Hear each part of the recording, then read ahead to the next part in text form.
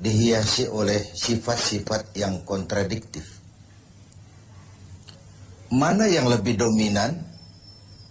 Dengan itulah orang menyebut kita. Di dalam pribadi kita ada sifat sabar, ada sifat marah. Kalau sabar yang lebih dominan, kita disebut penyabar. Kalau marah yang lebih kuat, kita disebut pemarah. Sesabar apapun orang, dia mesti punya sifat pemarah. Sepemarah apapun orang, dia mesti punya sifat sabar. Nah, ibadah puasa mendidik kita agar lebih mendominankan sifat-sifat yang terpuji, sifat-sifat yang mulia. Nah, salah satu dari sifat itu adalah sabar. Sebuah hadis baginda Rasul menyatakan as-siyamu junnatun. Fa idza kana yaumus siyami ahadikum fala yarfus wa la yafsuq wa in sabahu ahadun aw qatalahu falyaqul inni sha'im inni sha'im. Puasa adalah dinding, benteng. Apabila salah seorang kamu tengah berpuasa, janganlah berkata keji, berkata kotor. Kalaupun ada orang mencaci maki dia atau mengajaknya dia berkelahi, bertengkar, hendaklah dia berkata, maaf, saya sedang sabar. Maaf, saya sedang sabar. Perlu benteng dalam kehidupan ini supaya kita tahu diri. Mana coupling yang boleh kita langkahi, mana yang tidak. Mana hal yang harus kita lakukan, mana yang tidak. Bahwa kita mau cepat naik pangkat, boleh. Tapi harus ada sabar, ada cara. Bahwa kita kepengen cepat jadi orang kaya, boleh. Tapi sabar, ada cara. Seperti kita puasa sekarang ini, bahwa perut ini sudah melilit, tenggorokan sudah kering bukan main, ada, boleh, sabar, ada waktunya. Bahkan luar biasa dilatih sabar pada saat kondisi sedang peka. Dalam keadaan lapar dan haus, orang itu kan peka. Sedikit tersinggung temperatur naik. Dikala itu orang diperintahkan sabar. Kalau perut kenyang, tidak haus, uang ada, badan sehat, disuruh sabar. Sabarlah orang. Tapi pada kondisi yang peka seperti ini, 1 bulan ini, untuk menghadapi 11 bulan sesudahnya, bagaimana sabar bisa menjadi bingkai kehidupan kita. Sabar di dalam mencari harta, sabar di dalam mengejar karier, sabar di dalam mengembangkan nilai-nilai luhur. Sehingga dengan adanya bingkai kesabaran ini, hidup kita 11 bulan sesudah Ramadan nanti dihiasinya dengan nilai-nilai yang indah dari bentuk kesabaran. Kemudian, kapan kita harus melaksanakan sabar itu? Umumnya di 3 tempat. Pertama, sabar dalam melaksanakan taat. Sabar dalam melaksanakan apa yang diperintah oleh Allah.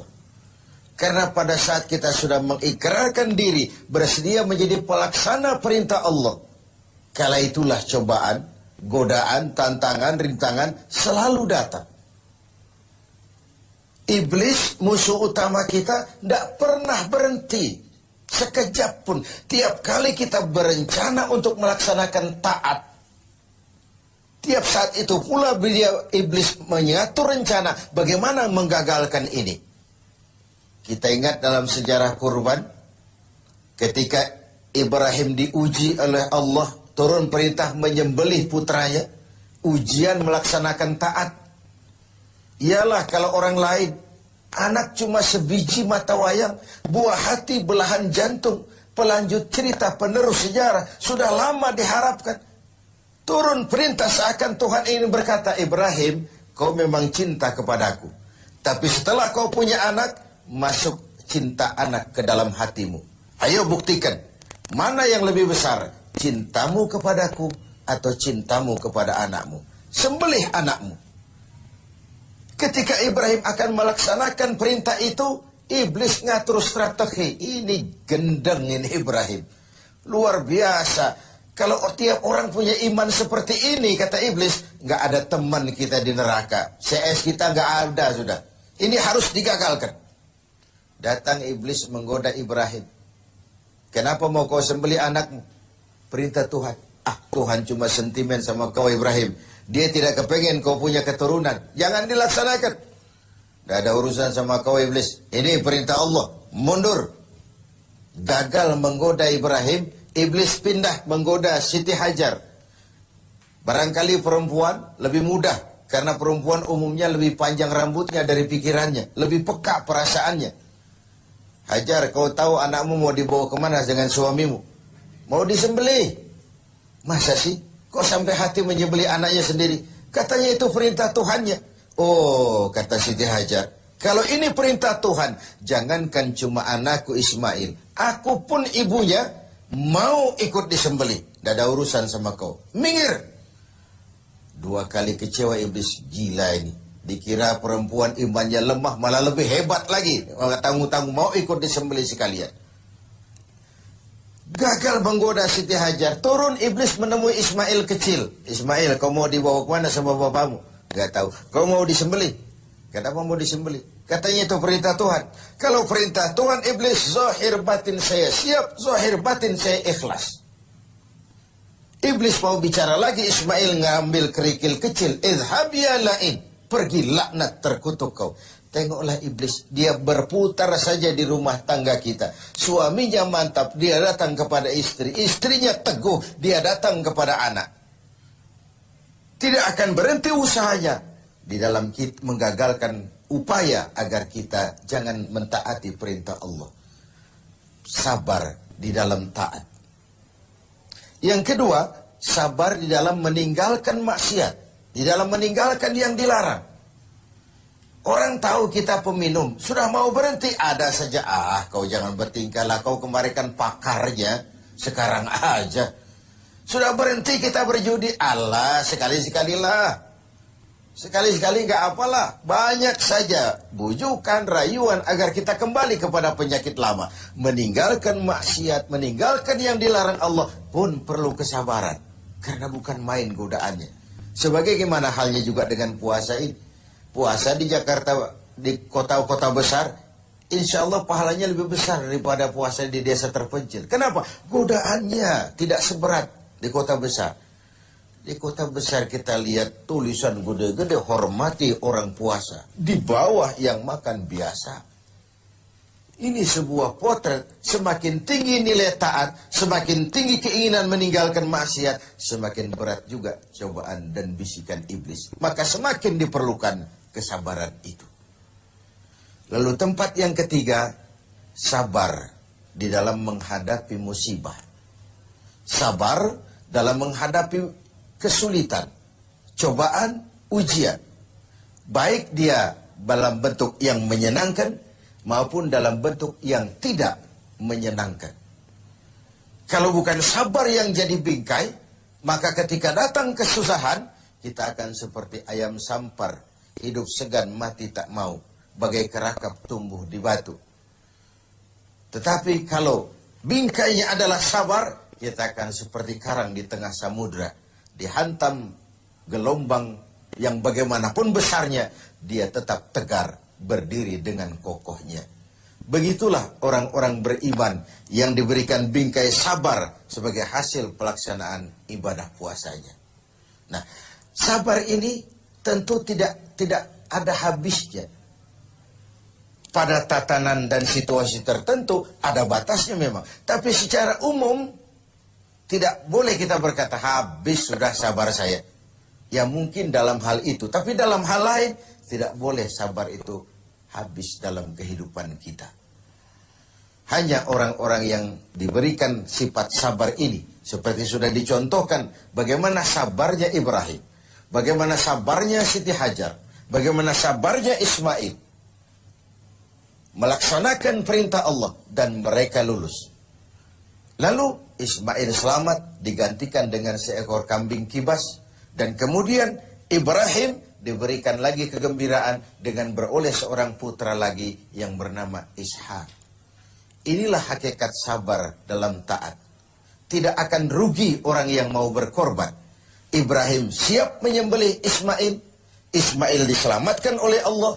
Kemudian Ibrahim ditambah karunia seorang putra yang bernama Ishak.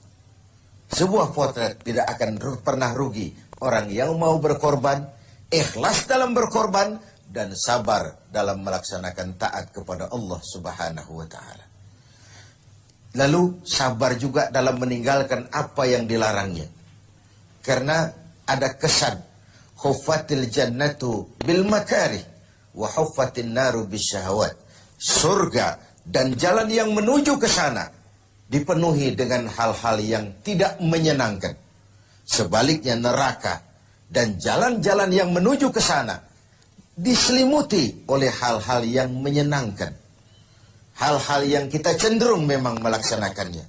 Karena itu, belum tentu yang menyenangkan kelihatannya akan menyenangkan juga seterusnya. Pandai-pandailah kita memilah dan memilih antara keuntungan jangka pendek dengan kerugian jangka panjang, atau kerugian sesaat tapi menguntungkan pada kehidupan jangka panjang. Lalu terakhir, sabar dalam menghadapi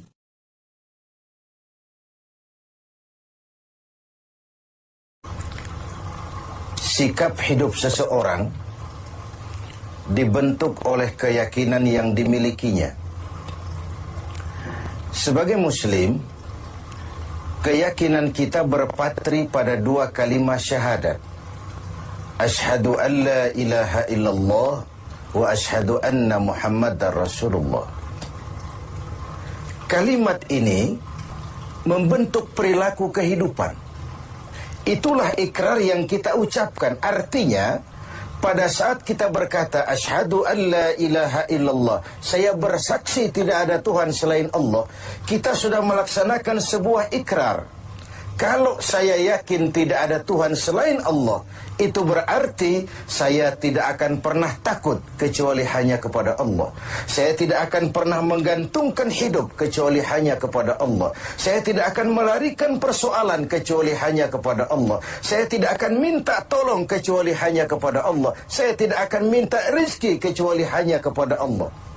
Berurat dan berakar itu di dalam hati, membentuk kepribadian dan mewarnai seluruh langkah kehidupan kita.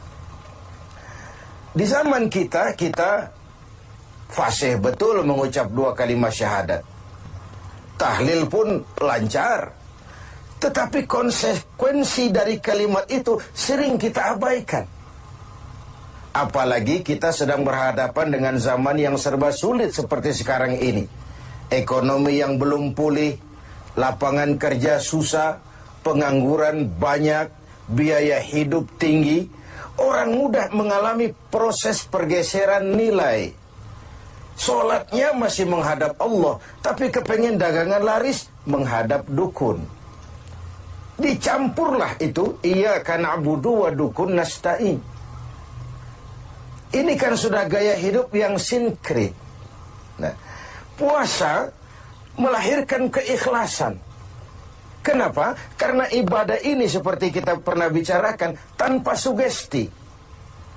Mungkin kalau kita sholat masih berharap dilihat orang. Kita membayar zakat, kita bersedekah masih berharap dilihat orang. Tapi dengan puasa hanya kita dan Allah saja. Ini harusnya melahirkan gaya hidup keikhlasan. Bahwa kalau kita sudah berbuat, yang penting kita dan Allah saja. Mau dipuji orang atau tidak, mau didengar orang atau tidak, mau dilihat orang atau tidak, yang penting saya sebagai pelaksana sebuah ibadah dan Allah sebagai tempat tujuan kenapa ibadah ini saya laksanakan. Karena itu, pada jumpa kita sore ini, kita akan bicara tentang ikhlas dalam menghadapi kehidupan ini. Sebab bukan saja hanya sholat kita harus ikhlas, puasa harus ikhlas, zakat harus ikhlas. Menjalani hidup ini pun kita harus dengan penuh keikhlasan. Kita tahu bahwa apa saja kalau sudah mulai kita gantungkan kepada yang selain Allah, bersiaplah untuk kecewa. apa saja. Kalau sudah mulai kita gantungkan kepada yang selain Allah, bersiaplah untuk kecewa. Nah, ikhlas tentu bukan hal yang mudah dilaksanakan, walaupun sangat mudah untuk diucapkan. Tetapi inilah yang diperintahkan Allah kepada kita. Kalian wa ma umiru illa liya'budullaha mukhlisin. Kalian tidak diperintahkan kecuali hanya menjadi penyembah Allah yang penuh keikhlasan. Penyembah Allah yang berangkat dari semangat keikhlasan. Saya ingin mengungkap apa yang pernah disampaikan oleh Imam Al-Ghazali tentang keikhlasan ini. Beliau menyatakan, "An-nas kulluhum mauta illa al-alimun. Wal-alimuna niyamun illa al-amilun. Wal-amiluna mughtarruna illa al-mukhlisun." Manusia, kata Al-Ghazali, pada dasarnya mati, kecuali orang yang berilmu. Orang yang berilmu walaupun dia hidup, tidur, kecuali yang mengamalkan ilmunya. Dan orang yang mengamalkan ilmunya, banyak yang tertipu, kecuali yang ikhlas di dalam mengamalkannya. Begitulah dalam kehidupan ini, manusia pada dasarnya mati, kecuali orang yang berilmu. Tidak banyak yang bisa dilakukan tanpa ilmu. Ilmulah yang membuat manusia itu hidup, bergerak, berbuat, berkembang, tumbuh menjadi lebih maju. Ilmu, dalam sebuah ungkapan lama, membuat hidup jadi mudah. Seni membuat hidup jadi indah. Dan agama membuat hidup jadi terarah. Dengan ilmu hidup jadi mudah. Apa yang hari ini terjadi di benua lain, hari ini juga kita tahu dari kamar kita. Dari kamar kita bahkan kita bisa ngobrol ke luar negeri. Itu kemudahan yang terjadi karena faktor ilmu.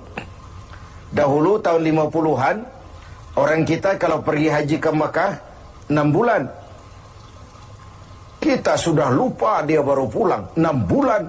Yang ada cuma kapal laut, sementara Mekah Madinah unta. Sekarang orang berhaji cukup 1 bulan. Kemajuan ilmu yang menciptakan Boeing memotong waktu 5 bulan. Ruang dan waktu sudah bukan masalah. Manusia mati kecuali yang berilmu.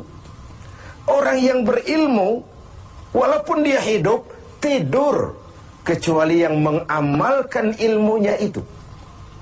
Nah, orang yang mengamalkan ilmunya, banyak yang tertipu. Merasa sudah banyak karyanya, sudah banyak ibadahnya, sudah banyak kebaikannya. Mereka banyak yang tertipu, illal mukhlisun, kecuali yang ikhlas di dalam mengamalkan ilmunya itu. Ikhlas itu, itulah roh dari amal yang kita kerjakan. Amal tanpa ikhlas, jasad tanpa roh, mati nilai amal kita. Nah, dan iblis itu luar biasa.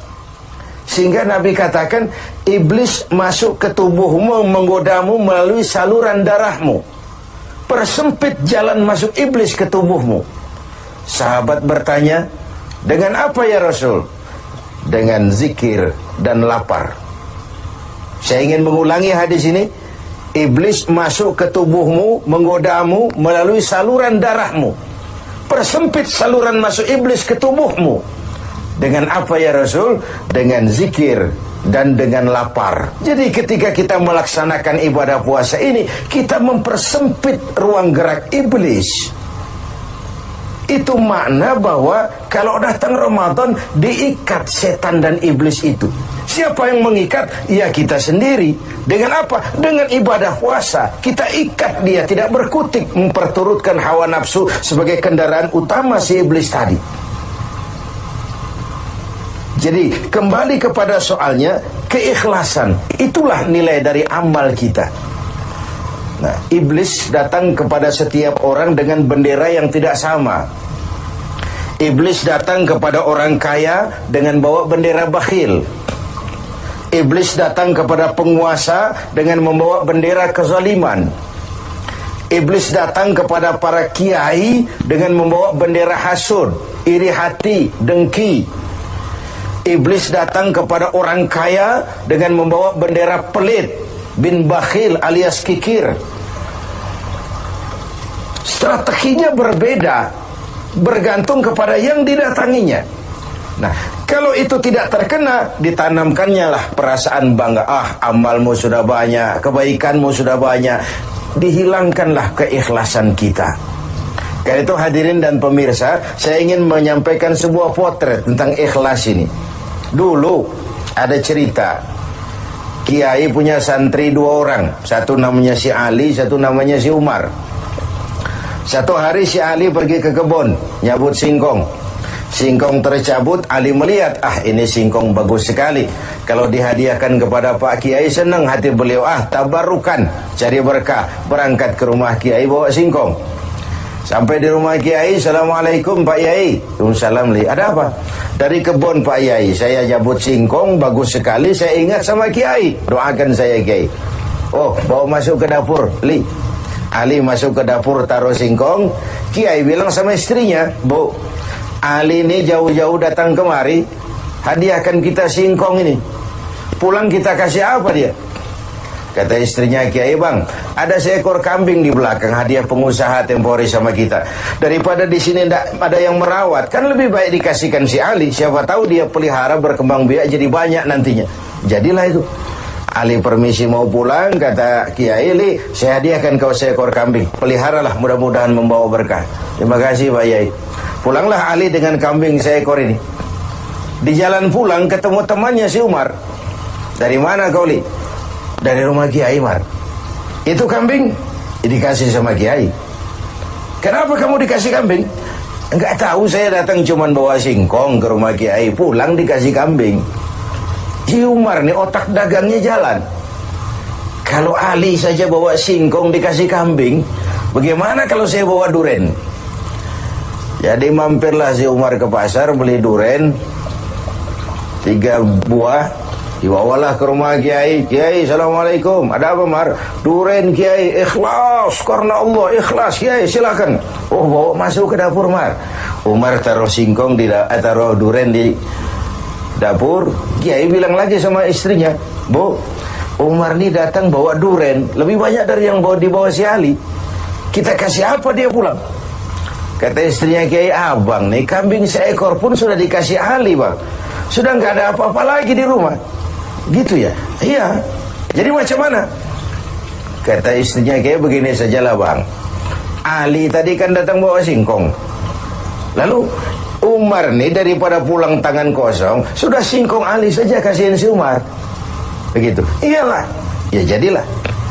Umar permisi mau pamit pulang, kata Kiai, Mar, ada singkong, kamu bawa pulanglah, saya hadiahkan sama kamu, rebus, mudah-mudahan bawa berkah buat kamu. Pulanglah si Ali bawa singkong nih kan. Jadi ini sebuah potret betapa si Ali yang ikhlas bawa singkong dapat kambing. Umar nih yang punya target bawa duren 3, pulang dapat singkong. Jadi ini sebuah cerita bahwa apa saja kalau sudah kita mulai bukan karena Allah, bersiaplah untuk kecewa. Itu dulu, barangkali adik-adik ada yang akan mengajukan pertanyaan, silakan. Assalamualaikum warahmatullahi wabarakatuh. Salam. Pak Kiai, ada yang ingin saya tanyakan berkenaan dengan ikhlas. Pertanyaannya, bagaimana contoh orang yang ikhlas dalam berbuat? Ya, contoh orang yang ikhlas dalam berbuat. Saya ingin menyampaikan sebuah cerita saja, tapi agak vulgar, tapi ini agak mendekati ya. Orang yang ikhlas dalam berbuat itu, mohon maaf, barangkali agak mirip-mirip orang yang buang air besar. Ini saudara-saudara, kalau pagi buang air besar ikhlas enggak?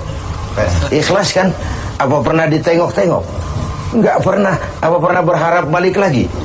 Juga enggak. Walaupun malam habis makan enak, makan sate, buahnya anggur, apel, besok pagi dibuang ikhlas. Enggak begitu jatuh terus ditengokin, jangan-jangan satenya ini. Enggak, sudah ikhlas, kurelakan di kau pergi. Begitu kira-kira contoh orang yang ikhlas dalam berbuat. Ini maaf ya, contohnya agak vulgar, tapi saya pikir itu yang agak mendekati. Kalau sudah berbuat ya sudah, diikhlaskan saja, dilepas. Karena ikhlas itu kan artinya selamat, selamat dari noda, selamat dari kepentingan yang selain Allah, bersih dari kepentingan yang selain Allah. Nah itu yang kita inginkan dalam berbuat. Dan puasa sekali lagi melatih kita untuk menerapkan sikap-sikap ikhlas. Kan kalau sudah kita puasa, yang tahu cuma kita dan Allah saja. Bukan karena ingin dipuji orang, bukan karena ingin disanjung orang, tapi karena melaksanakan perintah Allah berdasarkan keikhlasan. Mudah-mudahan puasa ini semakin mendorong kita menjadi orang-orang yang ikhlas.